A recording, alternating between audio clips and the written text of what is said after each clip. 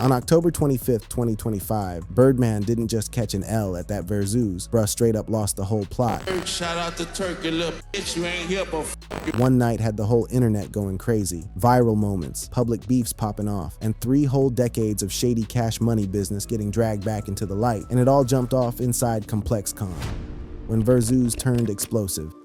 So peep this. What goes down when one of the most plugged-in bosses in the rap game, a dude who done put on some of the biggest names to ever touch a mic, finds himself boxed in, emotionally, in front of everybody and out of nowhere, all in one wild night? What happens when the cameras stay rolling, the whole crowd is watching, and somebody says the wrong thing at the absolute worst time? On October 25th, 2025, the streets found out for real. That night, Cash Money Records and No Limit Records went head-to-head in a crazy anticipated Verzuz battle at ComplexCon out in Vegas, the first Verzuz in over 3 years, fam. And while the whole thing was supposed to be a celebration of 2 legendary Southern hip-hop squads, what popped off afterward became the story that had everybody and they mama talking. Cause right after that Verzuz wrapped, Birdman's own people started leaking footage, wild, uncomfortable, straight up explosive footage that painted a picture of a man who was tweaking, a man who, despite decades of W's, billions in bread, and a whole empire that stretched across generations of artists, looked like he was losing his grip on the whole narrative. Let me run you through everything that went down that night, and more importantly, all the mess that came after. To really understand why what happened next was such a big deal, you gotta first understand the magnitude of what was going down inside ComplexCon that evening. Verzuz, the brainchild of legendary producers Swizz Beatz and Timbaland, got cooked up during the 2020 pandemic as a way for artists and labels to go bar for bar, hit for hit, in what became must-see TV for hip-hop heads across the globe. The setup was simple but deadly effective. 2 sides run their biggest bangers, and the internet decides who took it. For this particular smoke session, the battle was between Cash Money Records, founded by Birdman and his brother Slim back in '91, and No Limit Records, founded by Master P in 1990. Both crews came up out of New Orleans. Both ran the late 90s and early 2000s. Both had their own distinct sounds and ways of moving. Cash Money stayed known for that bounce-influenced production, that flashy drip, and for putting on artists that would define whole eras. Lil Wayne, Juvenile, the Hot Boys. No Limit, on the other hand, built their rep on that military-themed production, them squad tracks, and a deep roster that included Master P himself, Mystical, Silk the Shocker, and at one point even Snoop Dogg. The battle was streamed live on Apple Music, and from the jump, when that first record dropped, it was clear this was finna be a night for the books. Now, on the No Limit side, Master P rolled through with Mia X, Silk the Shocker, Mystical, Choppa, and in what became the most talked about moment of the whole night, a surprise pull-up from Snoop Dogg, who, if y'all remember, was signed to No Limit from '98 to 2001. Mia X, in particular, absolutely bodied that stage with her performances, earning mad love from fans and celebs alike. And then there was Snoop, closing out the No Limit set with Down For My, featuring C Murder and Magic. Snoop reminded everybody that his No Limit run was one of the most successful stretches of his legendary career. The crowd went absolutely stupid. On the Cash Money side, Birdman pulled up with BG, Manny Fresh, Juvenile, and what was supposed to be a partial Hot Boys reunion, though Lil Wayne and Turk were notably MIA. They ran the classics, Get Your Shine On, Project Big, Juvenile's iconic Back That Ass Up, and even Lil Wayne's Go DJ, though Wayne himself wasn't there to rock it. The whole event was described by fans as messy and all over the place, with confusion over who was going when, and technical problems throughout. Despite the nostalgia and some real moments of love, BG at one point hollered, "I love you Mia" to Mia X from across the stage. The consensus on social media was mad clear. No Limit had cooked, and that's when the night took a whole different turn. Birdman was visibly heated the whole evening, and as the Verzuz wrapped up, he grabbed the mic and went on a rant that instantly had the whole internet bugging. Cash Money ain't gonna never die. Long as I'm alive, hold on, Fresh, wait, Fresh. Long as I'm alive, Cash Money ain't gonna never die. Shout out to my NBA young boy, NBA rich gang. Who don't like it? Right. We with all the bullshit. If you ain't with us, you. But it wasn't just the general energy that caught people's attention, it was what he said about Turk. Birdman went on to call out Hot Boy Turk, who was absent from the event. The diss was on site, it was personal as hell, and it got broadcasted to millions. Turk, for his part, clapped back almost immediately on socials, escalating their long-running beef. But what happened next, immediately after the Verzuz ended, became the footage that truly went viral. Now, it's worth noting the broader context here. This wasn't just any night for Birdman. This was supposed to be a triumphant triumphant return to the spotlight. A reminder to the hip-hop world that Cash Money Records, despite all the controversies, despite all the lawsuits, despite all the artists who had left and returned and left again, was still standing, still relevant, still a force to be reckoned with. And yet, here he was, watching as No Limit seemingly dominated the crowd, watching as Snoop Dogg brought the house down with records that weren't even made under the Cash Money umbrella, watching as the absence of Lil Wayne and Turk was noted again and again on social media. For a man who has built his entire persona around winning, around dominance, around being the ultimate boss, this was not the night he had envisioned, and the frustration was palpable. You see, Birdman wasn't done for the night. Agitated from the battle and clearly feeling some type of way about the public perception that Cash Money had lost to No Limit, he made his way outside the venue, where he encountered Kenny Brooks. Now, Kenny Brooks, better known as the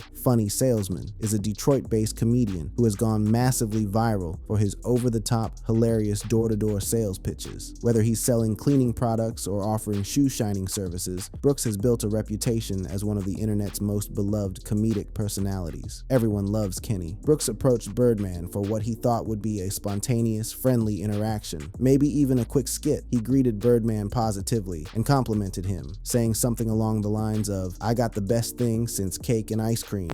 I got the best thing since cake and ice cream. It's real. And that's when everything went sideways. Birdman interpreted the comment as disrespect, possibly linking the phrase ice cream to Master P's famous nickname, Ice Cream Man, from his legendary 1996 album of the same name. Whether intentional or not, Birdman took it as a jab, especially coming right after the Verzoos. He snapped. Birdman told Brooks to find something safe to play with, and then went on to claim that he had started trends like diamonds and teeth and face tattoos. Find something safe to play with, please. What? No. Find something safe to play with. No. The confrontation was captured on video and went viral almost instantly. In January 2026, Brooks finally broke down the incident in a video explaining that his comment was completely unintentional. "I unintentionally said something to make Birdman upset." He clarified that the cake and ice cream line was meant as a compliment, not shade. But this incident, as entertaining and meme-worthy as it was just the beginning. Because what came next, what Birdman's affiliates shared in the weeks that followed, painted a far more disturbing picture. The shadow over Young Money, decades of accusations. The Verzoos incident and the confrontation with Kenny Brooks might have been written off as a bad night, a mogul having a moment under the pressure of public scrutiny. But for those who have been paying attention to Birdman's career over the past 3 decades, the events of that October evening were simply the latest chapter in a much longer, much darker story. Because Birdman's reputation, as impressive as his successes have been, has always been shadowed by controversy. And in December 2025, when affiliates began sharing footage of him, footage that many described as chilling, the internet was forced to reckon with a question that has haunted hip-hop for decades: who is the real Birdman? In mid-December 2025, a clip surfaced on social media showing what appeared to be a tense, emotionally charged interaction between Birdman and NBA YoungBoy. The footage was short, decontextualized, and offered no clear explanation for what was happening. But the reaction was immediate and visceral. Fans and online commentators interpreted the clip as coercive, emotionally aggressive, and indicative of what many called a dark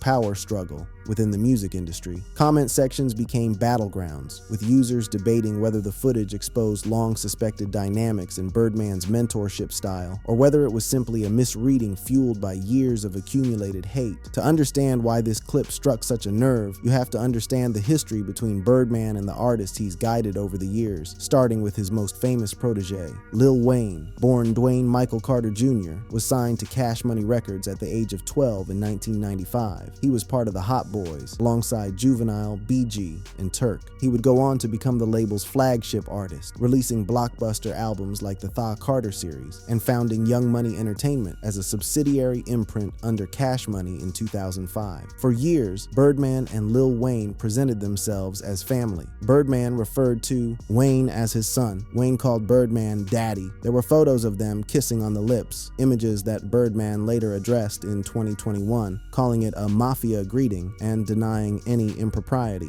But in December 2014, the relationship shattered publicly. Wayne took to Twitter, calling himself a prisoner of Cash Money and accusing Birdman of delaying his album Thaw Carter 5. He claimed Birdman owed him an $8 million advance for the album and had violated their joint venture agreement. In January 2015, Wayne filed a lawsuit seeking $51 million and his release from the label. He accused Birdman of diverting $70 million from a Universal advance, using it for personal expenses rather than artist development. The legal battle dragged on for years. In July 2015, Wayne's tour bus was shot at 12 times in Atlanta. While no one was injured, investigations linked the incident to affiliates of Young Thug and Birdman. Jimmy Carlton Winfrey, a tour manager for Young Thug, was later arrested and convicted for the shooting, with phone records showing calls to Birdman before and after. Birdman denied any involvement. Well, back in 2015, Lil Wayne sued Birdman and Cash Money for $51 million. He was trying to get out of his contract as well. He also sued Universal Music for $40 million, saying he was owed royalties for Young Money artists. In June 2018, Wayne settled with Cash Money for a reported $10 million, significantly less than the $51 million sought, gaining his freedom from the label and full ownership of Young Money. Thaw Carter 5 was finally released that September, debuting at #1 on the Billboard 200. But here's the thing, Lil Wayne wasn't the first artist to make these accusations against Birdman, and he certainly wasn't the last. Juvenile, one of the original Hot Boys, and the man behind the iconic Back That Ass Up, left Cash Money in 2001 amid accusations that he was owed millions from his quadruple platinum album 400 Degrees. In 2003, he sued the label for $30 million in unpaid royalties. Do you ever wish that you guys didn't break up and stayed a unit, or you just weren't getting paid from them? They weren't cutting the checks? That's what it was, man. You know, I wanted to stay. You know, you never want to leave a winning team. You know, that's like Jordan leaving the Bulls. You know, and I just felt like I need to be compensated for. I'm working hard. I just want to get paid for it. Although he didn't want to leave, Birdman's conduct forced him out. Now, was it a bad contract, or they just wasn't paying nobody? Yeah, it was a bad contract. It was a bad contract, and it was just other things going on outside of that where I felt like I needed to get paid for, like shows, a lot of things. You know? Mannie Fresh, the legendary producer who crafted nearly every Cash Money hit from Ha to Still Fly, left in 2005 amid financial disputes. He demanded unpaid royalties, claiming Birdman owed him millions for producing nearly all of the label's early albums. BG, whose 1999 hit, Bling Bling, literally added the term to the dictionary, left Cash Money in 2002 with similar grievances. In 2025, after serving 11 years in federal prison on gun charges, BG accused Birdman of grimy behavior, including a lack of support during his incarceration. And then there's Turk, who in 2015 filed a $1.3 million lawsuit against Cash Money, alleging unpaid royalties from his Hot Boys contributions and solo album. The pattern was undeniable. Artist after artist, lawsuit after lawsuit, the same accusations kept emerging: unpaid royalties, predatory contracts, financial mismanagement. And here's what makes all of this even more troubling. These weren't just random artists making accusations. These were the founding members of one of the most successful hip-hop labels in history. These were artists who had been there from the beginning, who had helped build Cash Money from a regional New Orleans operation into a national powerhouse. Juvenile's Back That Ass Up remains one of the most recognizable songs of the late 1990s. BG's Bling Bling literally added a word to the dictionary. The term was officially added to the Oxford English Dictionary in 2003. Mannie Fresh produced nearly every hit that put Cash Money on the map. Turk was a founding member of the Hot Boys, one of the most influential Southern rap groups of all time. These weren't failed artists looking for someone to blame. These were successful artists who felt they had been cheated out of their fair share. Now, to be fair, Birdman has addressed these accusations over the years. In multiple interviews, he has defended his business practices, often pointing to the success of his artists as evidence that Cash Money delivered on its promises. When Universal gave me a bag, brother, I can honestly say I gave Wayne about $400 to $500 million. Drake got about $500 million, and Nicki got about $300-400 million out my pocket, no cap. You don't believe me? Ask them. And there's something to be said for that perspective. Lil Wayne, Drake, and Nicki Minaj became some of the biggest artists in the world under the Cash Money, Young Money umbrella. The label's influence on hip-hop is undeniable, but as DJ Academics noted in a 2025 interview, Birdman's approach has always been what he called run and gun, prioritizing instinct over paperwork. That's another reason why Birdman is a GOAT. Yeah, you know, again, if you know, and we gotta acknowledge this, right? It's reasons why we've criticized them or the culture's criticized them that makes him the GOAT, right? Because I don't know if people remember the story, the whole thing about him and Wayne with the money, like he was on some run and gun shit. Like if you watch the documentary, he explains it, right? He was like, yo, listen, we didn't really know to do like financials and shit. So we was just like, we was thugging it. We was just trying to get it. That run and gun mentality may have built an empire, but it also left a trail of lawsuits, broken relationships, and artists who felt they were owed far more than they ever received. And now, there is speculation that history could be repeating itself, this time with NBA YoungBoy. The next generation, YoungBoy and the future.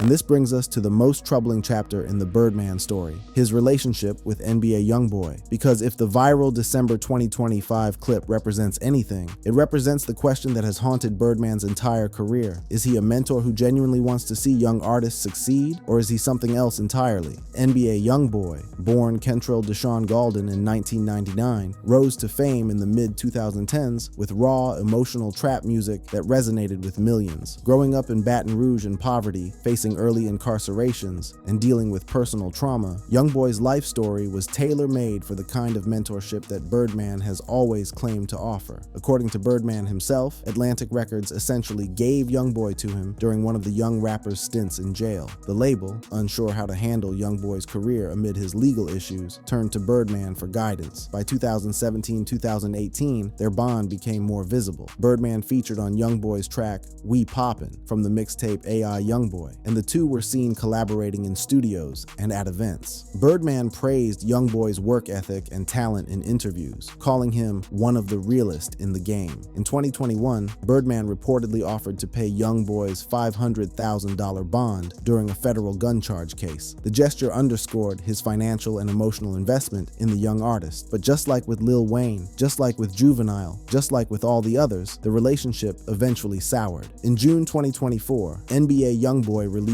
Tears of War, a diss track that directly accused Birdman of betrayal. The lyrics were devastating. Knew Stunna never loved me, shoulda listened to Carter. Stunna is Birdman's nickname. Carter refers to Lil Wayne, whose real name is Dwayne Carter. The implication was clear. Wayne had warned YoungBoy about Birdman's intentions, and YoungBoy hadn't listened. Now think about the weight of that for a moment. Here was one of the most popular young rappers in the world, an artist who had amassed billions of streams, who had a dedicated fan base that rivals any artist in hip-hop, publicly accusing his mentor of the same things that Lil Wayne had accused him of years earlier. History wasn't just repeating itself, it was playing out almost identically, and the timing of the track made it even more significant. Song was recorded before YoungBoy's April 2024 arrest on prescription fraud charges, at a moment when YoungBoy was already feeling isolated and vulnerable. He was under house arrest in Utah. He was facing federal charges, and according to his lyrics, the man who had promised to protect him, the man who had positioned himself as a father figure, had abandoned him when he needed him most. Videos emerged online claiming Birdman stole everything from YoungBoy, alleging exploitative deals where Birdman profited disproportionately from YoungBoy's streams and tours. Insider reports suggested Birdman's influence was worse than we thought, with claims of manipulation during YoungBoy's vulnerable periods. But then, something unexpected happened. By August 2025, Birdman and YoungBoy appeared to reconcile. According to DJ Academics, who witnessed the moment firsthand, Birdman walked into what could have been a violent backstage altercation at one of YoungBoy's shows in New Orleans and de-escalated the entire situation with nothing but his presence.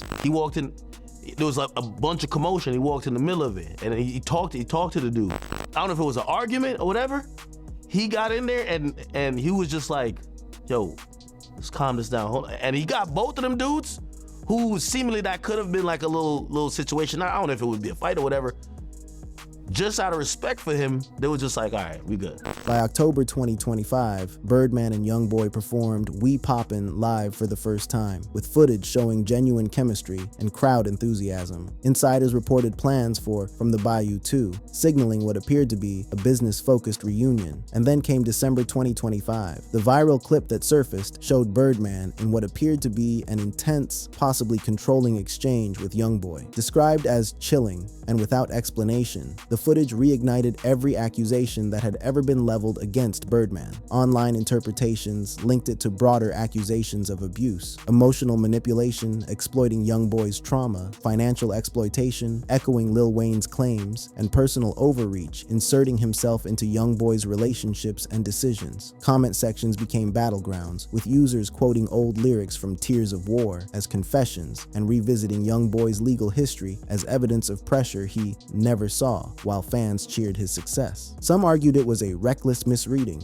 noting Birdman's history of turning artists into stars and his respectful demeanor. But others pointed to the pattern, artist after artist, decade after decade, the same story playing out again and again. And maybe that's the most disturbing part of all of this, because whether you believe Birdman is a misunderstood mogul who has been unfairly criticized, or whether you believe he represents something far more troubling about the music industry, one thing is undeniable: his influence is immense. Artist advocate Wendy Day has spent decades trying to protect urban artists from exploitation in the music business, and the stories she has documented mirror the accusations against Cash Money almost perfectly. Predatory contracts, financial mismanagement, young artists signing deals they don't fully understand, only to find themselves trapped years later. And then there's the Money Man story. In 2017, Atlanta rapper Money Man signed with Cash Money Records, hoping to take his career to the next level. Just over a year later, in April 2018, he bought himself out of his contract for $250,000, double what he was given as an advance. In interviews, Money Man explained his decision simply, "I want 100% of the profit." His buyout made headlines as a rare move for an artist to self-fund and exit so early, a stark contrast to the prolonged lawsuits that define Lil Wayne's departure. So, where does this leave us? As of January 2026, Birdman and NBA YoungBoy have not issued any official statements addressing the viral December clip. The silence has only fueled more speculation. Is Birdman a father figure who genuinely loves his artists and wants to see them succeed? Or is he something else? A man who uses emotional bonds to maintain control, who profits disproportionately from the artists he signs, who has left a trail of lawsuits and broken relationships stretching back 3 decades? The truth, as always, is probably somewhere in between.